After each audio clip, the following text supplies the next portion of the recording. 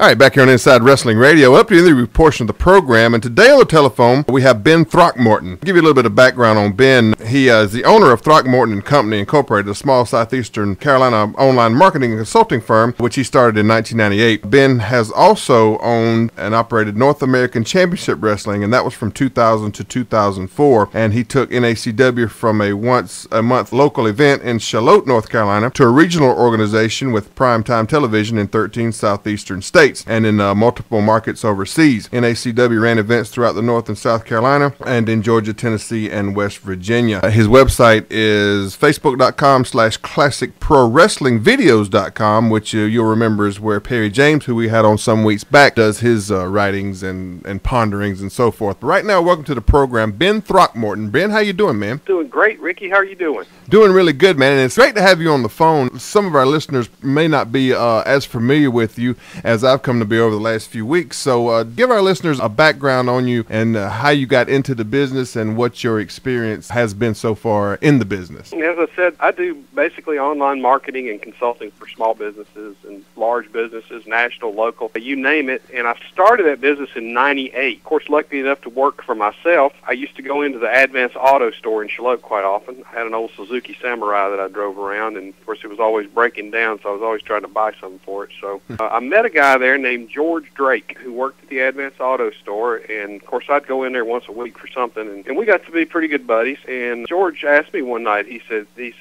you like pro wrestling? I said, well, I watched pro wrestling as a kid and loved it. I said, but I haven't watched pro wrestling in years. Why? And he said, well, I'm wrestling on Saturday night. And I said, you're wrestling? He said, yeah, I'm a wrestler. So now you got to remember, George he was as big around as he was tall, really good guy. Yeah.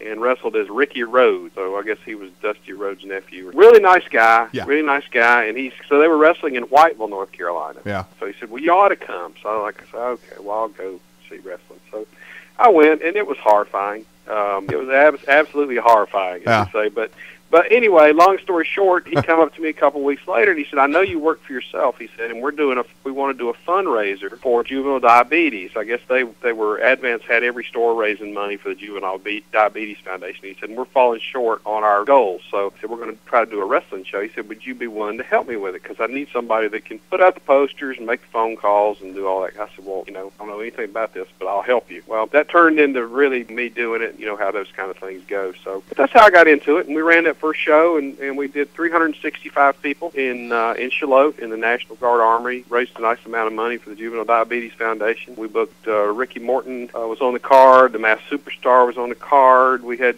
a couple name players and a bunch of guys that nobody ever heard of that were decent that I ran down from outside the area that hadn't worked here, and we had a really good night. Some money, and the ring broke. I mean, you name it.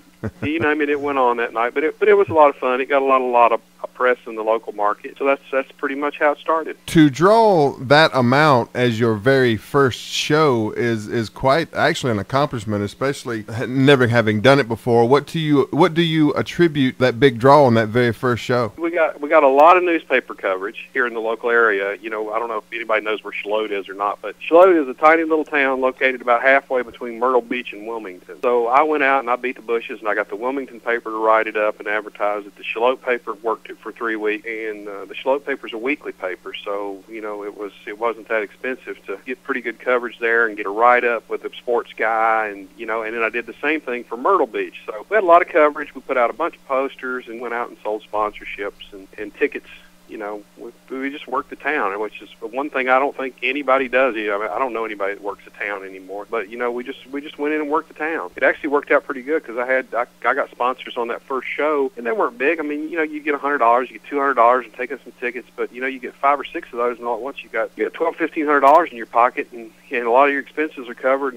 But that's what I attribute to that. You just get out and work the town and talk to people, and by the time the show comes, at least everybody knows it's going on. And if there's anybody who care at all about wrestling, they're going to come and buy a ticket and come watch it. The main problem I have and have had with some of the promoters that I've worked with, and some even to this day, is that what you just said is that they do not do much promoting. Used to, and I remember back in the day, and I'm going way back to when I was out there really just wanting to try to change the world as far as wrestling goes. My partner and I, man, we'd get out there and hang posters on signs every Saturday, every week leading up to that Saturday show. You just don't see that anymore. And I think, especially with the internet and all the stuff like that that's going on with the Facebook and Twitter and all that, a lot of promoters that I've seen, especially around here, are relying on that. And I think they forget that the internet is a small portion, very small portion of fans in general, but wrestling fans even more so. So relying on that as your main source of promotion,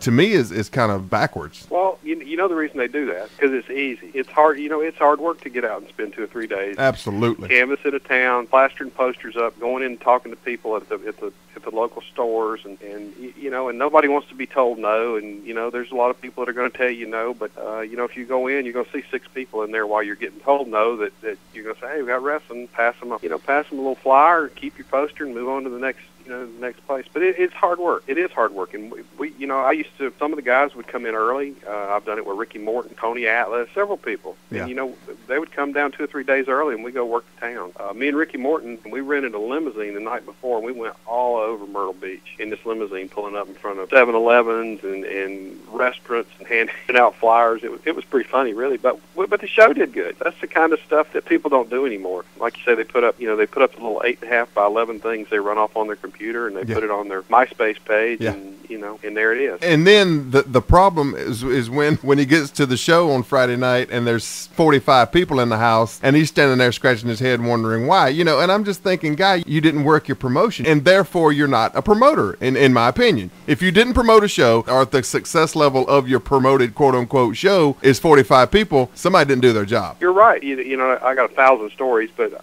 we went to Bluefield, West Virginia, and we ran the Pocahontas High School, and we had a little bit of TV up there, but our TV only got in there like half of the county. Half the county got it, half the county did not. And they called me, the high school, they wanted to run a show. So we went up there, and I went up and I spent 2 days with those people, and I drug them around and put posters out, and we went and saw businesses and did sponsors. Well, long story short, we go in there, and the place was packed out, jam-packed. And I got the tapes that we're going to get up on the site at some point, classicwrestlingvideos.com. Yeah. And but I mean, it was just wall to wall. I mean, there must have been. I mean, it's a little tiny high school. It was probably 650 people. Hottest crowd you have ever heard in your life. I mean, they popped on a headlock. It was literally deafening. A good to crowd. Sit in the crowd. And I mean, it was that hot. And the next time we went back, I sent the posters up there. I sent the posters up. I sent the radio spot. I do my own radio spots and my own TV spots. I sent them TV spots. I sent them radio spots.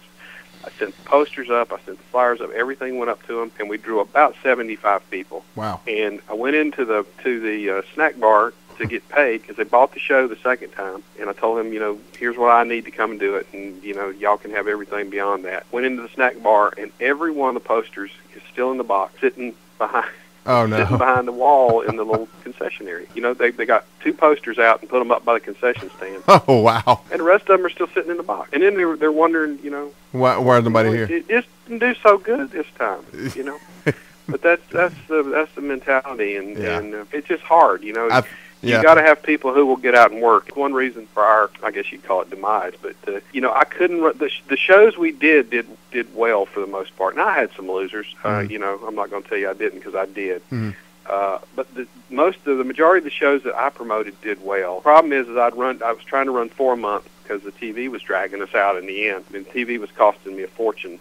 And I was trying to run enough shows to cover the cost of the TV and then to cover my costs. What happened is I would really promote one good, and I'd do one halfway, and then I'd count on sponsors to the other 2. Well, the one I did would make a little money, and the other one would break about even, and then I would lose on the other 2. Right. I guess too big to be small and too small to be big. You know what I mean? I got you, Ben. Let me hold you up. No problem. Let me hold you. I'm sorry, we're up on a break here. We got to get out of here. But when we come back, we'll pick it up right there, and I want to go into how you turned a small indie promotion into a large regional promotion. We'll talk about all that with Ben Throckmorton when we get right back here on Inside Wrestling Radio. All right, back here on Inside Wrestling Radio, and on the telephone today we have Ben Throckmorton, promoter of NACW and a lot of other things around that website. Tell us about that website real quick again before we get back going here, Ben. Yeah, if you just go on Facebook, if you log into your Facebook page and do a search for Classic Wrestling Videos, you're going to find us. And we're also online at www.classicwrestlingvideos.com. And basically those are just sites. I'm putting up a bunch of the old NACW stuff, pictures, videos, that kind of thing, and also just just some classic stuff, some pictures, some old newspaper ads, just a lot of different things that I've collected over the years, and just putting them out there for people. It's both sites are free, and you can just go and log in and look at it all, watch the videos, enjoy the stuff. And of course, Perry James and Dion Johnson, two of your buddies, they do a rant on there about every week. So they do an entertaining video segment, and then Perry also writes for the site. So stuff on there to read and do, and you can get from one place to the next, and there's just a lot of material on there. Yeah, a lot of good stuff on there. I've actually looked at it a couple of times and read some of Perry's stuff, and there's a lot of content up, and it's definitely worth a look. Before the break, Ben, we were talking about NACW and you just getting started, kind of breaking in there, and the actual, I guess, for lack of a better word, art of promotion. By using that analogy, I guess you would almost have to say you were an artist by taking a small local, what we used to call, I guess, outlaw or indie promotion, and turning it into a regional, promotion of some note. How did you do that? Break through that wall, so to speak. I tell you, it's a hard question to answer, but it kind of happened. We ran here in Charlotte, and we ran monthly, and we did fairly well. And I got my feet wet and started moving around in it, and met some guys, and so it just kind of grew, and it grew. And of course, we were doing well in Charlotte, so I said, well, why don't we try it somewhere else? And I met a buddy of mine, Chuck Baldwin, who did all my TV production for me, and probably the best guy I've ever seen, bar none, at holding a shoulder pack at ringside and getting good shots. So I could get local TV, so we started trying to piddle with the TV, and we got the TV on. The TV did okay, and it just kind of grew from there. We just kind of spread out. The first thing we know, like I say, we really, really quickly, we got too big to be small, and we were too small to be big. We didn't, I didn't have the money to, I lacked the funding and underworked and underfunded.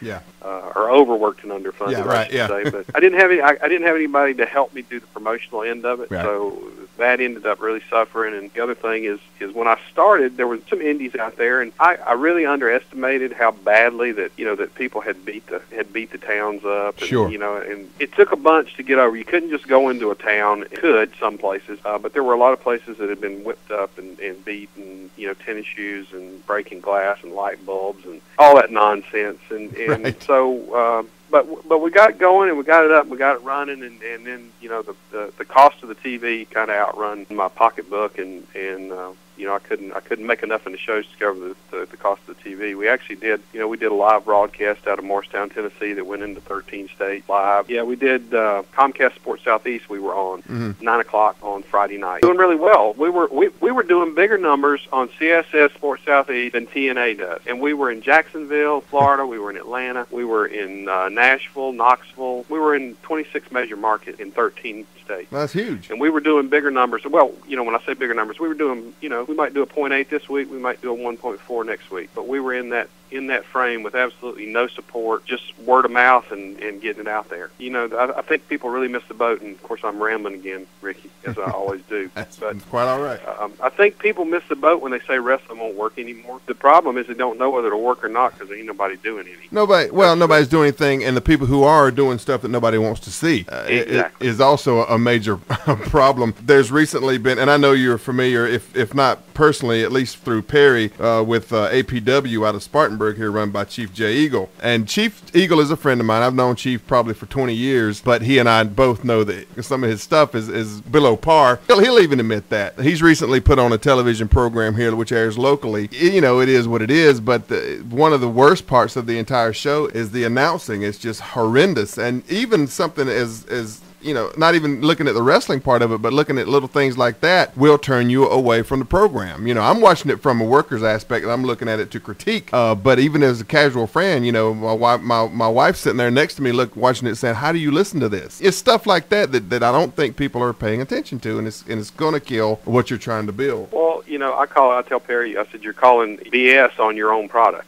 By doing that kind of stuff, sure. You're telling people how horrible it is. They're not saying it's horrible. You're telling them it's horrible. It's the same thing when you watch the WWE. Of course, they're not really selling wrestling. So, true. But, it's the same thing when you send those guys in the ring. I mean, one of my pet peeves is every match somebody does a reverse chin lock. It's the only rest hold known to man. Yeah. It's the only one there is, I guess, because it's the only one they use. You know, Sure. somebody should really, hey, you know, they used that the last 7 matches. Why don't y'all use something else? Yeah, snatch an arm or something.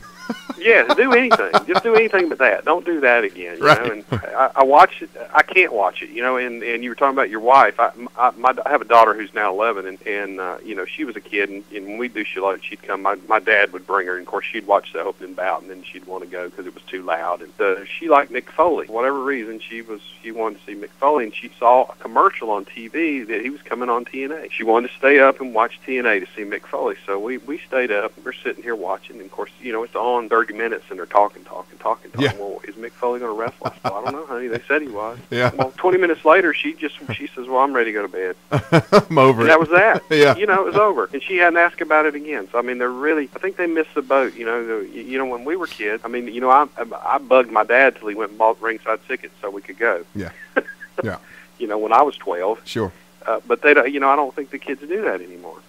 You know, they don't target that market. They don't target it. They don't get it. It's kind of like promoters. If you don't promote, you don't get. Absolutely. And there's two extremes to that coin, I guess, with what we have nationally on television now, because you have the WWE at one side with the PG thing. It's not even like you said, and I think perfectly, is that they're not really promoting a wrestling show. They're promoting more like a Ringling Brothers type attraction show. And then you have TNA on the other side, who's trying to be the WWF or WWE from 97 during the Attitude Gimmick again. That's already been done. It's not going to work. Yeah, it's not working. Well, like I said, when you can take original show produced with 3 cameras and put it out there, and it draws the same numbers that TNA draws with national promotion, and you know, yeah. I mean, there's something wrong. Yeah. You know, and my stuff wasn't that outstanding and great. I'm not saying that, but there's just something that's wrong with that. Funny story. I sent of all people. I looked the entire time I was doing wrestling. I looked for somebody who could help me. You know, who knew the business and who would help. You know, and you wouldn't believe how hard that is to find. Right. You know, and the ones that do know, and you know, they're more interested in getting you than they are helping you. Absolutely. Absolutely. But anyway, which is another point. Yeah. That's to my point. You're making a point on Jay Eagle. You know, and see, those guys know better. Yeah. I mean, Jay Eagle worked. And he's a good worker, and you know, and he's a little older now, but he knows how to work. And Sure. He knows what. He also has been around long enough to know that if you run in trailer park and flea market, that you're queering your own product. Yep. You know what I mean? Yep. You're showing people how bad it is. You know what I mean? Absolutely. Okay, well, we can't even run a high school gym. We've got to run in the trailer park, or we got to run in the in the mobile home dealership. Right. Is what I mean. Yeah. Not the trailer park, but you see what I mean? Absolutely. And they know better. And guys like George South. George South is a great worker. Sure. I mean, George knows more about working than any 17 of these independent guys will ever know. Sure. See, he knows better than the things he's doing, but he does them anyway. Does them anyway.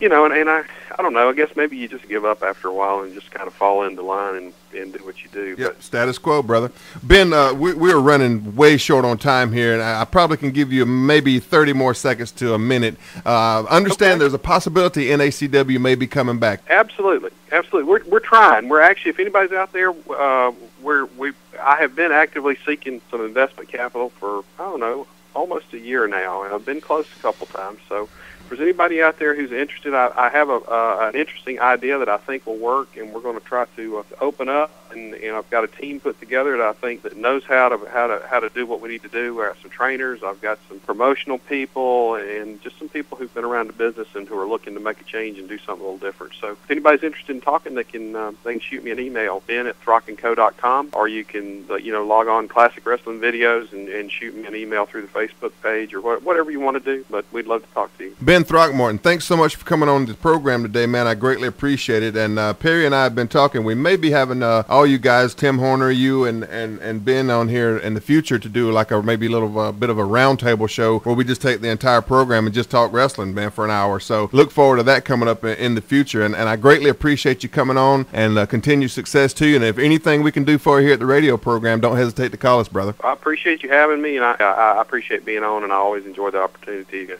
talk about wrestling, and it was a pleasure, man. Thanks so much. All right, that's going to do it for the interview portion of the program. We'll be right back here at the close of the show on Inside Wrestling Radio coming up next.